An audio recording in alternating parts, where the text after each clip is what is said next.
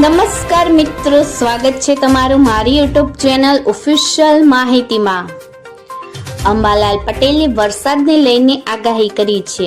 બંગાળની ખાડીનું low pressure Gujarat તરફ છે, સાથે જ 4 થી 8 સપ્ટેમ્બર સુધી વરસાદી માહોલ રહેશે।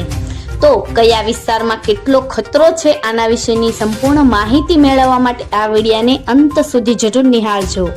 અને હજુ સુધી મારી ચેનલને સબસ્ક્રાઇબ ના કરી હોય તો સબસ્ક્રાઇબ કરી લેજો। મિત્રો, હવામાન નિષ્ણાત અંબાલાલ પટેલે ગુજરાતમાં આગામી 4 થી 8 સપ્ટેમ્બર દરમિયાન ભારે વરસાદના નવા રાઉન્ડની આગાહી કરી છે। આ વરસાદ બંગાળની ખાડીમાં બનેલી એક મજબૂત લો પ્રેશર સિસ્ટમને કારણે આવશે, જે હવે ગુજરાત તરફ આગળ વધી રહી છે। આ સિસ્ટમનો ટ્રેક લગભગ નિશ્ચિત થઈ ગયો છે અને તે ગુજરાત માટે ઘાતક વરસાદ લાવી શકે છે।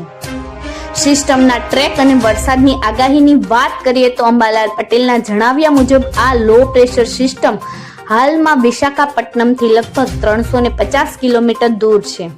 આજે મોડી રાતથી જ તે વધુ મજબૂત બનીને વેલ માર્ક લો પ્રેશર સિસ્ટમમાં પરિવર્તિત થશે।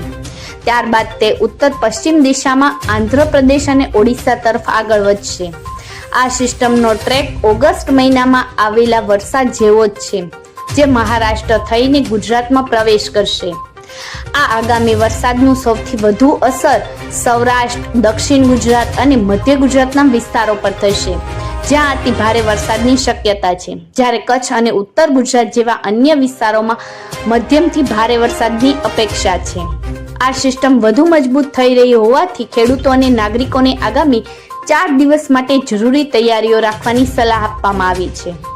મિત્રો, ખેડૂતો અને નાગરિકોની સલાહ વિશે વાત કરીએ તો આગામી વરસાદથી ખેડૂતોના પાકને નુકસાન થવાની સંભાવના છે, તેથી તેમણે પાક સંબંધિત સાવચેતી રાખવા માટે અપીલ કરવામાં આવી છે। આ ઉપરાંત સામાન્ય જનતાને પણ પૂરની પરિસ્થિતિ અને પાણી ભરાવાના સંજોગો માટે તૈયાર રહેવા માટે જણાવ્યું છે।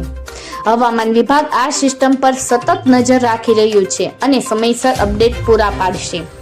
સાથે જ આગામી દિવસોની સ્થિતિ વધુ ગંભીર પણ બની શકે છે।